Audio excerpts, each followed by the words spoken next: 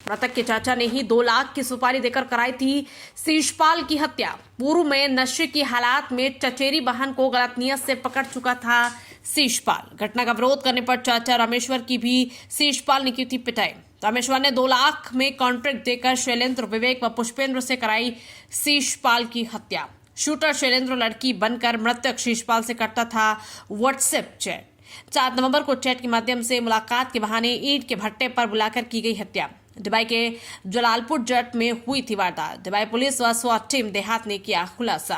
7 तारीख की रात को थाना डिबई के जलालपुर गांव में एक ईंट भट्टे के पास एक बॉडी मिली थी, जिसकी शिनाख्त शीशपाल के रूप में हुई थी। ये बाहर काम करता था, सेल्समैनी का। इसके शरीर पे चाकू के प्रहार दिख रहे थे और साथ ही साथ एक दुपट्टा भी मिला था, जिससे कि इसके गला दबाने की प्रयास की गई थी। इस घटना के अनावरण के लिए थाना डिबई और देहात की एसओजी को लगाया गया था, जिनके द्वारा सफल अनावरण करते हुए आज 4 व्यक्तियों की गिरफ्तारी की गई है, जिसमें मृतक का चाचा और 3 अन्य लोग जिसको कि उसने सुपारी दी थी मारने की, वो गिरफ्तार हुए हैं। पूछताछ में ये बात प्रकाश में आई कि जो मृतक है वो अपने घर वालों से काफ़ी लड़ाई झगड़ा करते रहता था, बदतमीज़ी करता था और एक बार इसने अपनी बहन के साथ भी अश्लीलता की थी, जिससे घर वाले परेशान थे।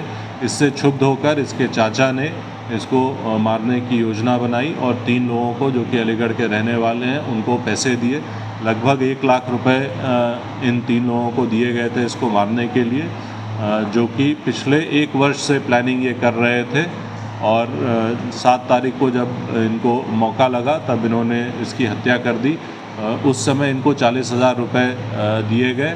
उस 40,000 में से 12,000 रुपये घटना में प्रयुक्त चाकू और मृतक का मोबाइल फ़ोन, जिसको कि जलाकर साक्ष्य मिटाने का प्रयास किया गया था, वो इनके पास से बरामद हुआ है। इन चारों अभियुक्तों को पूछताछ के आधार पर न्यायिक अभिरक्षा में भेजा जा रहा है।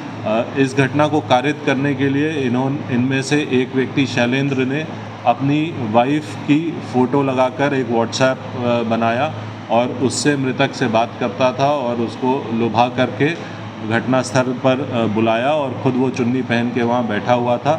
मृतक के वहाँ पहुँचते ही उसके और उसके साथियों द्वारा उस पर प्रहार किया गया, जिससे कि उसकी मृत्यु हुई। इस पूछताछ के आधार पर, अन्य साक्ष्य संकलन के आधार पर इन सभी अभियुक्तों को न्यायिक अभिरक्षा में प्रस्तुत किया जा रहा है। सर, क्या ये लोग प्रोफेशनल किलर्स हैं?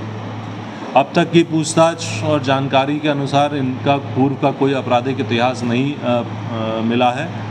जो अभी बात सामने आई है वो ये है कि इनको पैसों की आवश्यकता थी।